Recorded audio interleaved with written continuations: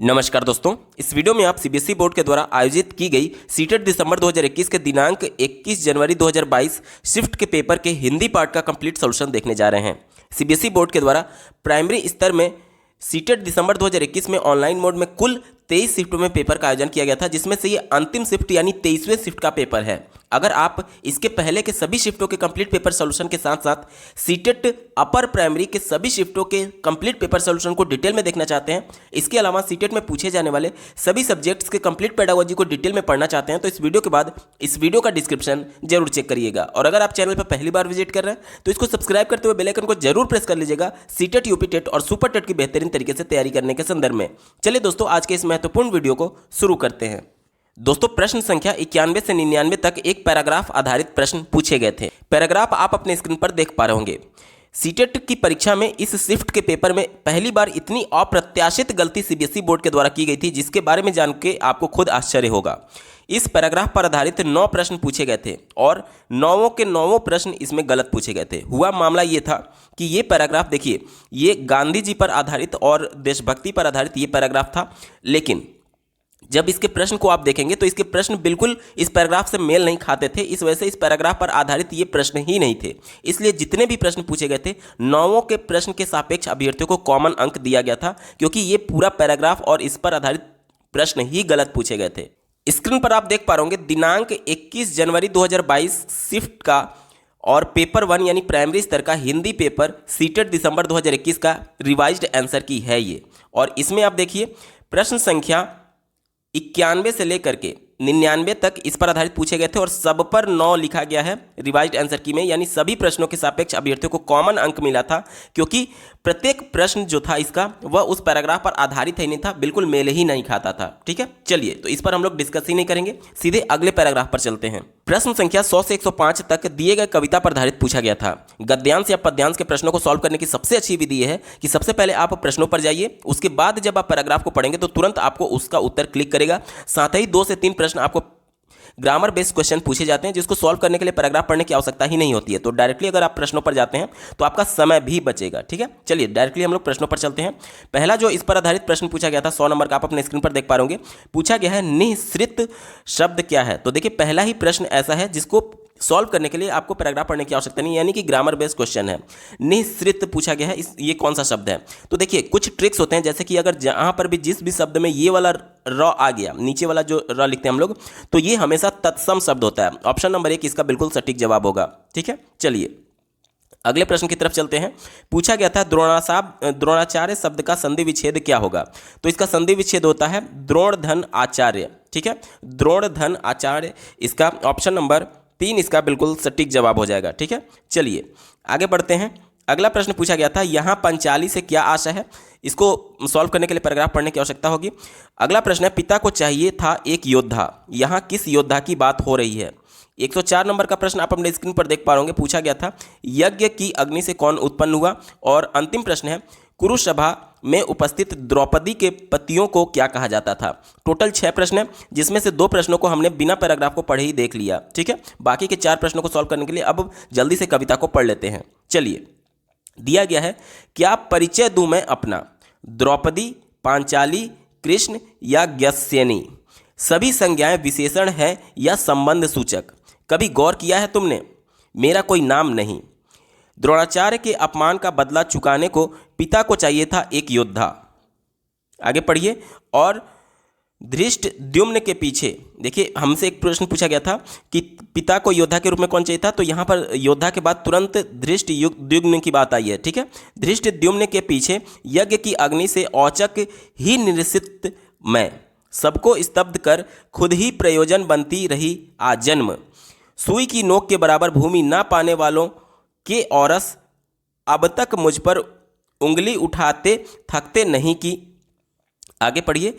लाखों लोगों की मृत्यु का कारण मैं रही और कभी कई कहानियां बुन ली है उन्होंने, महज इसलिए कि मैं कभी रोई नहीं, गिड़गिड़ाई नहीं, ना माँ के सम्मुख जब उन्होंने बांट दिया 5 बेटों में, और ना कुरुसभा में जहां 5-5 पतियों के बावजूद मैं अकेली पड़ गई। चलिए, ये पूरा कविता हो गया। अब इस पर आधारित जो प्रश्न थे उसको जल्दी से देख लेते हैं। 100 और 101 नंबर का पहले ही हमने प्रश्न देख लिया था, जो कि ग्रामर बेस्ड क्वेश्चन था। बाकी 102 नंबर के प्रश्न से शुरुआत करते हैं। दिया गया है, यहाँ पांचाली से क्या आशय है? तो पांचाल देश की राजकुमारी, ऑप्शन नंबर 2 यहाँ पर बिल्कुल सटीक जवाब हो जाएगा। 102 नंबर क्वेश्चन का ऑप्शन नंबर 2 सही जवाब है। ठीक है, चलिए 103 नंबर का प्रश्न है, पिता को चाहिए था एक योद्धा। यहाँ किस योद्धा की बात हो रही थी? तो यहाँ धृष्टद्युम्न की बात हो रही थी। ठीक है, कविता में साफ तौर पर मेंशन किया गया है। 103 का ऑप्शन नंबर 4 सही जवाब है। बढ़ते हैं अगले प्रश्न की तरफ। 104 नंबर का प्रश्न पूछा गया था, यज्ञ की अग्नि से कौन उत्पन्न हुआ? तो यज्ञ की अग्नि से धृष्टद्युम्न और द्रौपदी उत्पन्न हुई थी, यानी कि 104 का ऑप्शन नंबर 4 सही जवाब है। और इस पर आधारित जो अंतिम प्रश्न पूछा गया था, कुरुसभा में उपस्थित द्रौपदी के पतियों को क्या कहा जाता है? तो इन्हें पांडव के नाम से जाना जाता है। ऑप्शन नंबर 3 इसका बिल्कुल सटीक जवाब होता है। तो ये बिल्कुल सही तरीका है पैराग्राफ के प्रश्नों को सॉल्व करने का। अगला प्रश्न पूछा गया था, सभी बच्चे उन गतिविधियों द्वारा अभिप्रेरित होते हैं, यानी कि कौन सी ऐसी गतिविधियां हैं जिससे बच्चे मोटिवेटेड होंगे, वो हमसे पूछा जा रहा है। चलिए पहले विकल्प से शुरुआत करेंगे, जिनकी योजना वयस्क द्वारा बनाई गई है। देखिए, वयस्क यानी कि 18+ की बात की जा रही है। तो कोई भी ऐसा व्यक्ति जो 18+ है, अगर बच्चों के लिए कुछ योजना बनाता है लेकिन वह बच्चों के लिए अप्रोप्रिएट नहीं है, उनके मानसिक स्तर के अनुसार नहीं है, तो वो योजना किसी काम की नहीं है। क्योंकि बच्चे प्राथमिक स्तर के हैं, प्राथमिक स्तर के बच्चों के मानसिक स्तर और उनके रुचि को ध्यान में रखना है, ना कि ये इंपॉर्टेंट है कि इसको वयस्क बना रहा है या फिर 18 साल से कम वाला बना रहा है। ये निगेटिव था। क्यों? क्योंकि यहाँ पर बच्चों की बात ही नहीं की गई है कि बच्चों के लिए अर्थपूर्ण होना चाहिए या फिर बच्चों के लिए रुचिपूर्ण होना चाहिए। दूसरा देखिए, इसकी योजना बच्चों द्वारा बनाई जाती है। अब ये भी विकल्प निगेटिव है। कैसे? आपको लग रहा होगा कि बच्चे इसमें खुद सहभागिता ले रहे हैं योजना बनाने में, तो ये पॉजिटिव हो सकता है। देखिए, बच्चे बहुत ज़्यादा कल्पनाशील होते हैं। अगर वो योजना बना लें कि कल हम लोग आकाश में चलेंगे और बादल के साथ खेलेंगे, तो क्या ये योजना इंप्लीमेंट किया जा सकता है? नहीं किया जा सकता। यानी कि जो बच्चों के लिए इंपॉर्टेंट है, जो अर्थपूर्ण है, जो गतिविधि कराई जा सकती है, उसके बारे में योजना बनाना है। देखिए, यहाँ गतिविधियों के बारे में बात की गई है। अगर कल्पना की बात की जाती तब ये बच्चों के लिए इंपॉर्टेंट था कि बच्चे कुछ भी कल्पना कर लें कि हम कल बादल में जाएंगे, आकाश के साथ खेलेंगे, इस सूरज चाचू के साथ बैठेंगे और ये सभी काम करेंगे। लेकिन ये कल्पना में हो सकता है। गतिविधि की बात की जा रही जो एक्चुअल में करना है, परफॉर्म करना है बच्चों को, तो इसके लिए बच्चों द्वारा बनाई गई योजना इंपॉर्टेंट नहीं है, बच्चों के लिए अर्थपूर्ण योजना इंपॉर्टेंट है। इस वजह से ये विकल्प निगेटिव हो गया, हमारा उत्तर नहीं होगा। चौथा देखिए, जो अध्यापकों के लिए अर्थपूर्ण हो। मैं बार बार कह रहा हूं, आज हम लोग बाल केंद्रित शिक्षा की बात करते हैं, जिसमें बालक केंद्र में है। अध्यापक की तो बात ही नहीं होनी चाहिए कि अध्यापक के लिए अर्थपूर्ण है या फिर नहीं है, बालक के लिए अर्थपूर्ण होना चाहिए। ठीक है, इस वजह से ये भी निगेटिव हो गया। एक ही विकल्प बचा, ऑप्शन नंबर 3 देखिए, जो बच्चों के लिए अर्थपूर्ण होती है। ये विकल्प बिल्कुल अप्रोप्रिएट है और यही इसका सटीक जवाब होगा। अर्थपूर्ण कहने का मतलब कि जो बच्चों के लिए रुचिपूर्ण है, जिसमें बच्चे रुचि ले रहे हैं। जाहिर सी बात है, जब बच्चे रुचि लेंगे गतिविधि में, तभी तो वो इंटरनल मोटिवेशन जनरेट होगा, और इंटरनल मोटिवेशन यानी कि अभिप्रेरणा की बात की जा रही है। विकल्प नंबर 3 अप्रोप्रिएट होगा। अगला प्रश्न पूछा गया था, प्राथमिक स्तर पर किसी गतिविधि या किसी खेल के लिए अनुदेशन दिया जाता है। अनुदेशन यानी कि इंस्ट्रक्शंस की बात की जा रही है। तो प्राथमिक स्तर पर बच्चों की मातृभाषा में ही बच्चे को खेल के माध्यम से या फिर किसी भी गतिविधि के माध्यम से पढ़ाने के संदर्भ में राष्ट्रीय शिक्षा नीति 2020 और एनसीएफ 2005 दोनों पैरवी करते हैं। यानी कि किसकी बात होनी चाहिए, किसमें इंस्ट्रक्शन देना चाहिए? बच्चे की भाषा, यानी घर की भाषा जिसे मदर टंग कहते हैं, या फिर मातृभाषा। ठीक है, ऑप्शन नंबर 1 बिल्कुल अप्रोप्रिएट है और यही इसका सटीक जवाब होगा। अगला प्रश्न पूछा गया है, निम्नलिखित कथनों के संदर्भ में कौन सा विकल्प सही नहीं है? निगेटिव सेंस में हमसे पूछा गया, ध्यान दीजिएगा। और बहुत ज़्यादा इंपॉर्टेंट क्वेश्चन है, आपको क्रिटिकल थिंकिंग पर यह प्रश्न मजबूर कर देगा। कई बार मैं जो आपको निगेटिव वर्ड्स बता रहा था, कैसे आज वो पॉजिटिव में कन्वर्ट हो जाएगा, वो मैं आपको समझाऊंगा। देखिए, कहा जा रहा है कि कविता, गीत, मंत्र वे तरीके हैं जिनसे बच्चे, यानी कविता, गीत और मंत्र से बच्चे क्या सीख सकते हैं, ये हमसे पूछा जा रहा है। कविता बच्चों को क्यों पढ़ाया जाता है? बच्चे कविता पढ़ करके आनंद लेते हैं, क्योंकि ये लय में होते हैं। ठीक है, और जब बच्चे कविता पढ़ रहे होते हैं तो खूब जोर जोर, आप प्राथमिक विद्यालयों में जाएंगे कभी तो देखेंगे खूब जोर जोर और लय में बच्चे गाते हैं। जैसे कि ये कविता है, एक मोटा हाथी झूम के चला, मकड़ी की जाल में जाके वो फंसा। तो ऐसे लय में वो खूब जोर जोर से गा रहे होते हैं, और इतना जोर जोर से गाते हैं कि मतलब कि एक तरीके से समझिए सभी शब्द जो हैं वो बच्चे रट लिए हैं। अब शब्दों का मीनिंग बच्चे को नहीं पता है, लेकिन इसी लय में गाते गाते बच्चे शब्दों को रट लिए हैं। या फिर कोई भी कविता, Johnny Johnny yes papa, eating sugar no papa, तो आप बच्चा नींद में भी रहेगा तो भी वो बिल्कुल सही तरीके से गा रहा होता है। क्यों?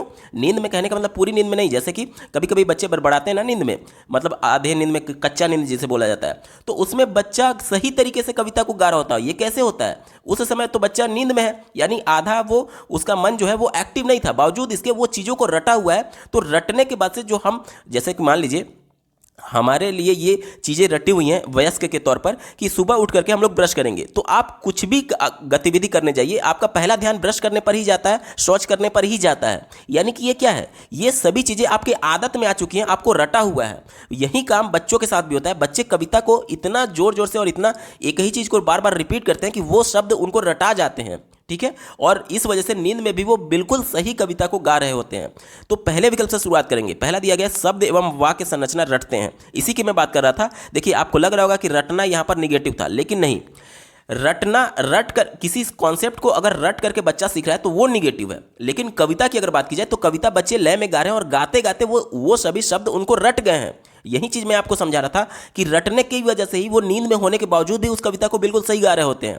तो रटना तो निगेटिव शब्द है, लेकिन यहाँ पर कविता के सेंस में ये निगेटिव नहीं माना जाएगा। इस वजह से ये विकल्प पॉजिटिव सेंस में हो जाएगा, और चूंकि हमसे निगेटिव पूछा गया था इस वजह से ये हमारा उत्तर नहीं होगा। उम्मीद करता हूँ आपको बेहतर तरीके से समझ में आएगा। बहुत इंपॉर्टेंट टॉपिक था, क्योंकि कैसे क्रिटिकल थिंकिंग के माध्यम से प्रश्न जो शब्द होते हैं वो निगेटिव से पॉजिटिव में कन्वर्ट होते हैं, ये आपको समझना इंपॉर्टेंट था। ठीक है, चलिए दूसरा दिया गया है उच्चारण का अभ्यास करते हैं। जाहिर सी बात है, शब्द जब बच्चा बोल रहा है तो यानी उसका प्रोनाउंसिएशन तो कर ही रहा है, उच्चारण कर ही रहा है, यानी ये भी बिल्कुल पॉजिटिव है। इस वजह से हमारा उत्तर नहीं होगा, क्योंकि हमसे निगेटिव सेंस में पूछा गया था।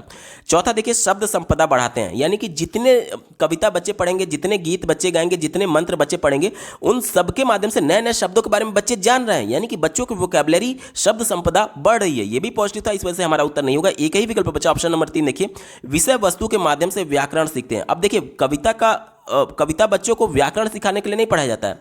अभी इसी प्रश्न पत्र में जो मैंने आपको कविता पढ़ाया, तो उसमें क्या बच्चे को आप व्याकरण बता लेंगे? व्याकरण बताने के लिए गद्यांश इंपॉर्टेंट है, क्योंकि गद्यांश में हम लोग टेंस के माध्यम से या फिर एक तरीके से विभिन्न प्रकार के कर्ता, कर्म, ये सभी चीज़ें बताई जा सकती हैं, संज्ञा, सर्वनाम, ये सभी चीज़ें बताई जा सकती हैं। और लेकिन कविता में क्या होता है कि हमें कविता में लय देखना होता है कि तुकबंदी वाले शब्द अंत में जुड़े होते हैं, तो उसके माध्यम से बच्चों को आनंद आता है, ना कि इसके माध्यम से व्याकरण सिखाया जा सकता है। तो ये विकल्प निगेटिव था, और चूंकि हमसे निगेटिव ही पूछा गया है, इस वजह से विकल्प नंबर 3 यहाँ पर बिल्कुल एप्रोप्रिएट हो जाएगा।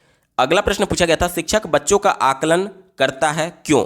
आकलन क्यों किया जाता है? बच्चों को किसी कॉन्सेप्ट, किसी संप्रत्यय पढ़ाने के बाद से उसमें आ रही समस्याओं को जानने के संदर्भ में, और उसके लिए उस समस्या को दूर करने के लिए प्लानिंग करने के संदर्भ में। चलिए इसी को ध्यान में रख करके उत्तर ढूंढेंगे। पहला दिया गया है कि यह ज्ञात करने के लिए कि कक्षा में कौन भाषा का श्रेष्ठतम उपयोग करते हैं। यहाँ पर केवल श्रेष्ठतम की बात की जा रही है, यानी कि केवल प्रतिभाशाली बच्चों की अलग करने की बात की जा रही है, जो कि समावेशी कक्षा का पूरी तरीके से विरोध है। क्योंकि श्रेष्ठतम, सबसे अच्छे तरीके से भाषा कौन बोल रहा है ये इंपॉर्टेंट नहीं है, जो नहीं बोल पा रहा है वो क्यों नहीं बोल पा रहा है, उसकी समस्या के बारे में जानना ही आकलन कहलाता है। तो ये विकल्प निगेटिव हो गया, हमारा उत्तर नहीं होगा। चौथा देखिए, बच्चे को उसकी सहपाठी से तुलना करने के लिए, मैं बार बार कह रहा हूं, जब भी बच्चे का कंपटीशन कराया जाता है, अपने ही कक्षा के दूसरे बच्चे से जब उसकी तुलना की जाती है, तो बच्चे में हीन भावना का शिकार हो सकता है बच्चा। कैसे?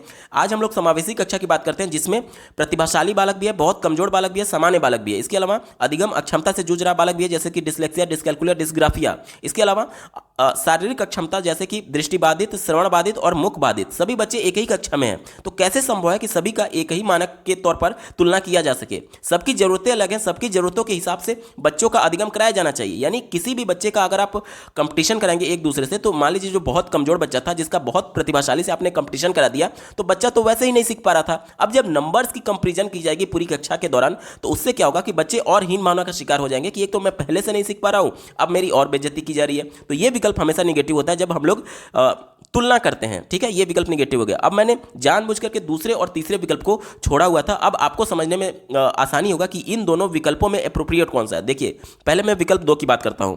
यह पता लगाने के लिए कि बच्चों को सीखने में कहां पर कमी आ रही है। आपको लग रहा होगा ये पॉजिटिव है, और पॉजिटिव है भी। बावजूद इसके तीसरे विकल्प पर मैं चलूंगा, बच्चों को उनके आगे के अधिगम के लिए सहायता प्रदान करने हेतु योजना बनाने के लिए। अब तीसरा जो विकल्प है वो पहले से दूसरा जो विकल्प है, माफ करिएगा, ये वाला जो विकल्प है दूसरा वाला, वो पहले से ऑप्शन नंबर 3 में इंक्लूडेड है। कैसे? दूसरा वाला जो विकल्प था वो केवल समस्या को पहचानने तक सीमित था, समस्या को केवल पहचानने तक सीमित था। लेकिन आकलन का उद्देश्य ये होता है कि समस्या को पहचान लिया गया, यानी कि डायग्नोस कर लिया गया, डायग्नोस्टिक टेस्ट निदानात्मक परीक्षण के माध्यम से समस्या पता चल गई। अब उसके बाद रेमेडियल टीचिंग किया जाता है बच्चों की उस समस्या को दूर करने के लिए। यानी कि रेमेडियल टीचिंग आप कब करेंगे? भविष्य के लिए, बच्चों के भविष्य के लिए योजना कब बनाएंगे? जब बच्चों की समस्याओं के बारे में जानेंगे। यानी कि तीसरा विकल्प देखिए, बच्चों के आगे के अधिगम यानी भविष्य की बात की जा रही है, के लिए सहायता प्रदान करने हेतु योजना बनाना। अब योजना कैसे बनाएंगे और सहायता कैसे प्रदान करेंगे? जब आप पहले बच्चों के बारे में जानेंगे कि हाँ, बच्चों की ये समस्या है, बच्चों की समस्या के बारे में जानने के बाद ही तो उस पर योजना बनाएंगे कि आगे बच्चों को किस प्रकार से सहायता दी जा सकती है। यानी कि इसमें जो है डायग्नोस्टिक टेस्ट ऑप्शन नंबर 3 में पहले से इंक्लूडेड है, और डायग्नोस्टिक टेस्ट की ही बात विकल्प नंबर 2 कह रहा था, तो ये संकुचित है, केवल डायग्नोस्टिक टेस्ट तक ये सीमित था, केवल निदानात्मक परीक्षण तक सीमित था। जबकि आकलन का मेन उद्देश्य ये होता है कि परीक्षण करने के बाद से रेमेडियल टीचिंग के माध्यम से बच्चे का अर्थपूर्ण अधिगम कराया जाए। यानी कि ऑप्शन नंबर 3 यहां पर ब्रॉड सेंस में था, क्योंकि जांचने के बाद से समस्या जो आ रही थी उसका पता लगाने के बाद से उस समस्या को दूर करने के लिए प्लानिंग भी की जा रही है। तो ऑप्शन नंबर 3 एप्रोप्रिएट हो जाएगा और यही इसका सटीक जवाब है। अगला प्रश्न पूछा गया था, द्विभाषी बच्चे या दो भाषा जानने वाले बच्चे किसी से बात करते समय प्रायः एक भाषा के शब्दों का प्रयोग करते हैं, यह क्या कहलाता है? जैसे कि मान लीजिए, प्रश्न को थोड़ा और मैं आसान कर देता हूँ। एक बच्चा है जो कि हिंदी और इंग्लिश भाषा को बोल सकता है। अब वो क्या कर रहा है कि एक पूरी बात करते दौरान वो आधा बात हिंदी में बोल रहा है और आधा बात अंग्रेजी में बोल रहा है। जैसे कि मेरी बात ध्यान से सुनिएगा, मैं इस समय सीटेट की परीक्षा का तैयारी आप सभी को करा रहा हूं। इफ यू विल गेट और go through all my videos you will get a good marks in CTET December 2022 paper. इसमें मैंने क्या कहा? एक ही बात कि मैं इस समय सीटेट की परीक्षा का तैयारी करा रहा हूं, और अगर आप कैरियर बिट के सभी वीडियोस को देख लेंगे तो आप सीटेट 2022 में बेहतर प्रदर्शन कर पाएंगे, अच्छे नंबर से पास हो पाएंगे। यानी कि एक ही बात के दौरान मैंने आधे बात को हिंदी में बोला एक भाषा में, और आधे बात को दूसरी लैंग्वेज इंग्लिश में बोला दूसरी भाषा में। यही प्रश्न में बोला जा रहा है कि एक बच्चा दो भाषाओं को जानता है और एक ही बात के दौरान वह एक भाषा का प्रयोग कर रहा है और आधे बात के लिए दूसरी भाषा का प्रयोग कर रहा है, तो इसे हम लोग क्या कहेंगे? देखिए, जो हिंदी में मैं शब्दों को यूज कर रहा हूँ, जैसे कि मैं आपको सीटेट की परीक्षा की तैयारी करा रहा हूं, तो ये सभी जो भी मैंने वर्ड्स यूज किए वो एक्चुअली में संकेत होते हैं, क्योंकि जो अल्फ़ाबेट्स होते हैं ए बी सी या फिर क ख ग, ये सब क्या हैं? संकेत ही तो हैं। ठीक है, तो ये संकेत का मैं प्रयोग कर रहा था हिंदी और इंग्लिश में, और हिंदी बोलते बोलते मैं इंग्लिश पर चला गया, यानी कि स्विच कर गया। स्विच का मतलब क्या हुआ? बदलना। यानी कि ऑप्शन नंबर 1 देखिए, संकेत बदलना, इसका बिल्कुल एप्रोप्रिएट जवाब होगा। विकल्प नंबर 1 सही उत्तर है। अगला प्रश्न पूछा गया था, बच्चे अपने लिखने की शुरुआती यात्रा आड़ी तिरछी रेखाएं बना करके करते हैं, ये चिन्ह क्या कहलाते हैं? तो इन्हें हम लोग कीरम कांटे या फिर स्क्रिबलिंग कहते हैं। ऑप्शन नंबर 2 बिल्कुल एप्रोप्रिएट होगा। अगला प्रश्न पूछा गया था, निम्नलिखित में से कौन सा एक कौशल बच्चों को उनका हस्तलेखन विकसित करने में सहायता करेगा? हाथों से लिखने के संदर्भ में कौन सा कौशल हमारी मदद करेगा, ये हमसे पूछा जा रहा है। हाथ से देखिए, हाथ से पकड़ के लिखने में हमारी क्या क्या चीज़ें सहायता करती हैं? पहले तो आपकी उंगलियां सहायता करती है और दूसरा आपका कलाई सहायता करता है। यानी कि देखिए, दो प्रकार से हमारे शरीर में गति होती है। पहला स्थूल गतिक कौशल होता है और दूसरा सूक्ष्म गतिक कौशल होता है। स्थूल गतिक कौशल उसे कहते हैं जिसमें हमारा पूरे बॉडी का मूवमेंट हो रहा होता है, पूरी हमारी बॉडी गति कर रही होती है। जैसे कि दौड़ना, दौड़ते समय आपकी पूरी बॉडी जो है, पूरा जो शरीर है वो गति कर रहा है, मूवमेंट कर रहा है। लेकिन अगर मैं आपसे बोलूँ कि पलके झपकाना, तो पलके झपकाना बैठे बैठे आपकी पलक झपक रही है, यानी कि आपका बॉडी ज़्यादा मूवमेंट नहीं कर रहा है, सिर्फ आपकी पलक ऊपर या फिर नीचे हो रही है। इसी के दौरान अगर मैं आपसे बोलूं कि हाथों से लिखने के संदर्भ में क्या आपका पूरा बॉडी मूवमेंट करेगा? नहीं, आप बैठ करके आराम से लिख सकते हैं, यानी कि केवल आपकी ज़्यादा से ज़्यादा हथेली या फिर उंगलियां मूवमेंट कर रही होंगी। यानी कि ये तो कंफर्म हो गया कि जो हम लोग लिखते हैं वो क्या है? वो सूक्ष्म गतिक कौशल है, यानी हमारी कम से कम बॉडी मूवमेंट हो रही है, सिर्फ हमारी उंगलियां मूवमेंट कर रही हैं, हमारी हथेली मूवमेंट कर रही होती है। ठीक है, इसी को ध्यान में रख करके उत्तर ढूंढेंगे। चलिए, यानी वो वाला विकल्प हमारा सही होगा। वो वाला जो कौशल होगा वो बच्चे को लेखन कौशल विकसित करने में मदद करेगा, जिसमें सूक्ष्म की बात की जा रही है, जिसमें सूक्ष्म कौशल को डेवलप करने की बात की जा रही है, सूक्ष्म गतिक कौशल को विकसित करने की बात की जा रही है। चलिए, पहले विकल्प से शुरुआत करेंगे। कहा जा रहा है कि अलमारी में कपड़ों को फैलाना। अब अलमारी को जब हम खोल रहे होते हैं तो हम अपने पैर पर खड़े हैं। इसके अलावा अलमारी को खोलते समय हमारा पूरा हाथ आगे पीछे हो रहा है, क्योंकि दरवाजे को डोर को खोलना भी तो है। उसके बाद से हाथों का प्रयोग करके कपड़ा को सही से इधर उधर कर रहे हैं, और कभी कभी बेड पर से कपड़ा उतार करके अलमारी में भी रखते हैं, अलमारी से बेड पर रख रहे होते हैं। यानी हमारी पूरी बॉडी मूवमेंट करती है, यानी कि ये इस स्थूल गतिक कौशल का उदाहरण है। तो ये हमारा उत्तर नहीं होगा, क्योंकि हमारा सूक्ष्म वाला उत्तर होना चाहिए। दूसरा देखिए, कुछ छलका देना, तो ये भी सूक्ष्म का उदाहरण है, क्योंकि आपको कंपैरिजन करना है। कंपैरिजन इस सेंस में कि तीनों में से सबसे कम मूवमेंट किस में हो रहा है, तो छलका देना को मैं अभी थोड़ा होल्ड पे रख रहा हूँ। तीसरा देखिए, तिल्लियाँ उठाना, यानी कि माचिस की तिल्ली अगर नीचे गिरा हुआ है तो उसको उठाने की बात की जा रही है, तो उसमें क्या हो रहा है कि हमारा पूरा बाह और हम झुकेंगे, यानी कमर से भी मूवमेंट हो रहा है। ठीक है, तो ये भी स्थूल का उदाहरण हो जाएगा। और चौथा देखिए, धागे में मनके पिरोना। मनके मतलब कि मोती होता है, धागा में मोती पिराना। इसमें क्या होता है कि हमारी बॉडी का मूवमेंट कम से कम है, और बहुत सूक्ष्म चीज़ें, जो मोती में छेद होता है वो बहुत पतला होता है, और उस छोटे से छेद में अगर हम लोग धागे को पिरो रहे हैं तो कहीं ना कहीं ये सूक्ष्म गतिक कौशल का उदाहरण होगा। और ये जो दोनों थे ये अब इसके कंपैरिजन में स्थूल हो जाएंगे, इसलिए ये दोनों गलत हो जाएंगे। और धागे में मन के पिरना ये सूक्ष्म गतिक कौशल का उदाहरण हो जाएगा इन सबके कंपैरिजन में। ठीक है, जो कि बच्चे को लेखन कौशल विकसित करने में मदद करेगा। ऑप्शन नंबर 4 बिल्कुल एप्रोप्रिएट होगा। अगला प्रश्न पूछा गया था, निम्नलिखित में से कौन सी भाषा की पुस्तक में चित्रों के बारे में सबसे महत्वपूर्ण है। देखिए, भाषा की पुस्तक की बात की जा रही है, लैंग्वेज बुक की बात की जा रही है। तो लैंग्वेज बुक का उपयोग क्यों किया जाता है? बच्चे को भाषा सिखाने के संदर्भ में, यानी वो वाला विकल्प हमारा एप्रोप्रिएट होगा जिसमें भाषा की बात की जा रही होगी, लैंग्वेज सीखने की बात की जा रही होगी। चलिए इसी को ध्यान में रखकर के उत्तर ढूंढेंगे। चौथा विकल्प दिया गया है, चित्र बनाने वाले तथा शिक्षक की कला एवं सौंदर्य बोध की सराहना करते हैं। इसमें कहीं भी लैंग्वेज भाषा की बात नहीं की गई है, हमारा उत्तर नहीं होगा। तीसरा देखिए, बच्चों की दृश्य साक्षरता विकसित करते हैं, ये भी निगेटिव है क्योंकि भाषा की बात नहीं की गई है। दूसरा देखिए, चित्र शिक्षार्थी द्वारा अपने आसपास क्या देखा, सुना और महसूस किया जो मिलाने में सहायता करते हैं, ये भी संकुचित है क्योंकि भाषा की बात नहीं कर रहा था। पहला देखिए, चित्र अपरिचित एवं याद किए जा सकने वाले संदर्भ। अब याद यहां पर निगेटिव नहीं है, याद किया यानी कि रिकॉल करना, जो बच्चे ने पहले सीख लिया है उसको अब अपने सचेतन मन में लाना। यानी कि देखिए, मान लीजिए आप बचपन में न्यूटन का नियम पढ़े होंगे, लेकिन न्यूटन का नियम आपके अभी तुरंत माइंड में नहीं है, आपको रिकॉल करना पड़ेगा। यानी कि आप थोड़ा 2 मिनट लेंगे सोचने के लिए कि कितने नियम थे, क्या क्या नियम में बताया गया था। यानी इसी को हम लोग रिकॉल करना कहते हैं, यानी कि जो चीज़ बंदे ने सीख लिया था उसको रिकॉल करने की बात की जा रही है। ठीक है, में भाषा को समझने में मदद करते हैं। ये विकल्प बिल्कुल अप्रोप्रिएट है और यहीं इसका बिल्कुल सटीक जवाब होगा। ऑप्शन नंबर 1 सही जवाब होगा। क्यों? क्योंकि यहाँ पर भाषा की बात की जा रही है। ऑप्शन नंबर 1 अप्रोप्रिएट होगा। अगला प्रश्न पूछा गया था, कहानियां बच्चों को भाषा अधिगम का आनंद लेने तथा उनमें विकसित करने के लिए प्रोत्साहित करती है। तो साहित्य की सराहना बोध इसका बिल्कुल अप्रोप्रिएट जवाब हो जाएगा। विकल्प नंबर 1 सही उत्तर है। अगला प्रश्न पूछा गया है, बच्चों में भाषा जैविक रूप से उपस्थित होती है तथा वह भाषा बच्चों में ठीक उसी तरह से विकसित होती है जैसे कि अन्य जैविक कार्य। यह कथन किसका था? तो ये कथन नॉम चॉम्स्की का है। विकल्प नंबर 2 यहाँ पर बिल्कुल अप्रोप्रिएट होगा। अगला प्रश्न पूछा गया था, प्रभावी रूप से व्याकरण पढ़ाने के बारे में निम्नलिखित में से कौन सा एक सही नहीं है? निगेटिव सेंस में हमसे पूछा गया, इसी को ध्यान में रखकर के उत्तर ढूंढेंगे।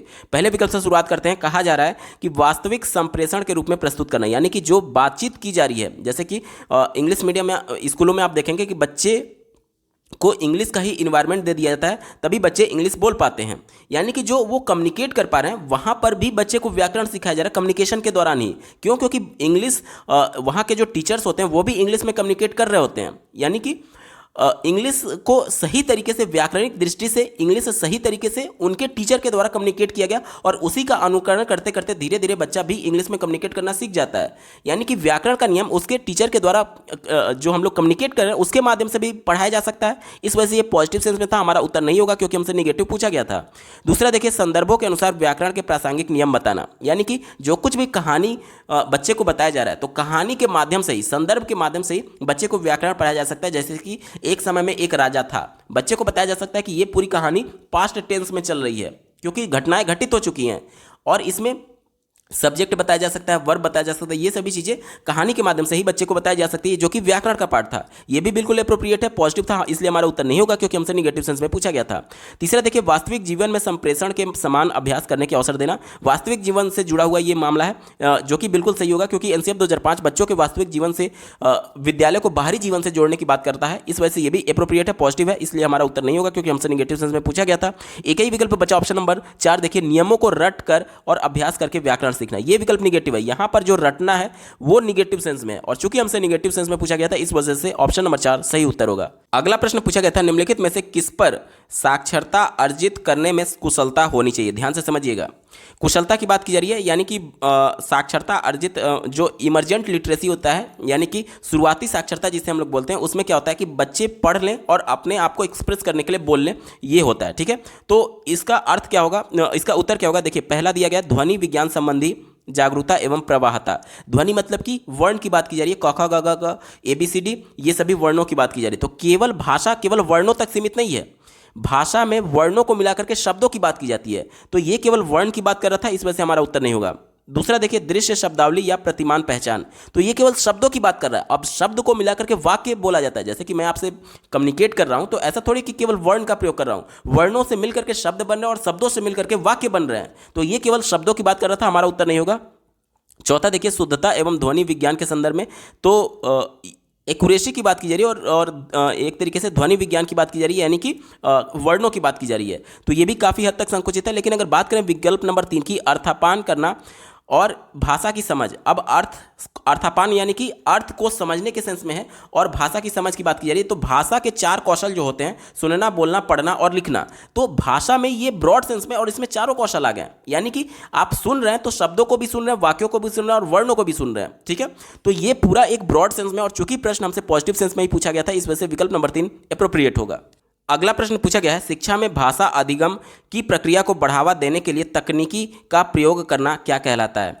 यानी कि लैंग्वेज क्लासरूम में टेक्नोलॉजी का यूज़ किया जा रहा है, तो इसे हम लोग ICT या फिर ITC कहते हैं, दोनों एक ही चीज़ है। यहाँ पर देखिए, ICT या फिर ITC दोनों का एक ही मीनिंग होता है, इंफॉर्मेशन एंड कम्युनिकेशन टेक्नोलॉजी, या फिर इसको बोल सकते हैं इंफॉर्मेशन टेक्नोलॉजी और कम्युनिकेशन एंड कम्युनिकेशन। ठीक है, तो दोनों एक ही सेंस में यूज किया जाता है, यानी कि लैंग्वेज क्लासरूम में हम लोग जो इंटरेक्टिव क्लास होता है, विभिन्न प्रकार की टेक्नोलॉजी, स्मार्ट बोर्ड का प्रयोग कर रहे हैं, ये सभी चीज़ों का प्रयोग करना ही ICT कहलाता है, और यही हमसे बोला जा रहा था कि टेक्नोलॉजी की बात की जा रही थी, तो विकल्प नंबर 2 यहाँ पर बिल्कुल एप्रोप्रिएट होगा। अगला प्रश्न पूछा गया था, विद्यार्थियों के अधिगम के आकलन के लिए उपयोग की जाने वाली स्कोरिंग मार्गदर्शिका को क्या कहते हैं। ध्यान से समझिएगा, स्कोरिंग मार्गदर्शिका होता क्या है। तो मान लीजिए बच्चा ग्रुप्स में कोई गतिविधि कर रहा है, तो उसको कई पैमाने पर तौला जाता है, कई पैमाने पर उसका मूल्यांकन किया जाता है कि बच्चा ग्रुप में किसी दूसरे का सहयोग कर रहा है या नहीं, बच्चा अपने आप को एक्सप्रेस कर रहा है या नहीं, बच्चे को गतिविधि के दौरान जो जिम्मेदारी दी गई है उस जिम्मेदारी को सही से निर्वहन कर रहा है या नहीं, बच्चा अपने आप को एक्सप्रेस करने के दौरान किसी अन्य दूसरे बच्चे को दबाने यानी कि डोमिनेट करने की कोशिश तो नहीं कर रहा। ये सभी मानक बोले जाएंगे, और ये सभी एक तरीके से पक्ष बोले जाएंगे, और इन्हीं पक्षों पर प्रत्येक बच्चे का मूल्यांकन किया जाता है। जैसे कि एक गतिविधि की बच्चा गतिविधि में पार्टिसिपेट कर पा रहा है या नहीं, तो इस पर ग्रेडिंग सिस्टम यानी ABCD या फिर नंबर्स, जैसे कि प्रत्येक पक्ष का 5 अंक डिसाइड कर दिया गया। फिर दूसरा पक्ष देखा जाएगा तो उस पर भी ग्रेडिंग होगा, और या फिर नंबर्स की बात की जाएगी, 5 नंबर में कितने नंबर बच्चे को दिया जा रहा है एज ए टीचर, यानी कि सभी पक्षों पर अलग अलग नंबर देने के बाद अंतिम नंबर उसका निकाला जाता है कि उस गतिविधि में बच्चे ने कितने नंबर पाए। प्रत्येक बच्चे को 5 में से प्रत्येक मानक के आधार पर, प्रत्येक एक तरीके से जो कौशल है उस कौशल के आधार पर 5 नंबर में से कितने नंबर दिए जाएंगे, इसका निर्धारण इस स्कोरिंग मार्गदर्शिका के माध्यम से किया जाता है, जिसे हम लोग रूब्रिक्स बोलते हैं। ऑप्शन नंबर 1 रूब्रिक्स इसका बिल्कुल सटीक जवाब हो जाएगा। अगला प्रश्न पूछा गया था, व्याकरण अनुवाद विधि अधिक बल देती है किस पर।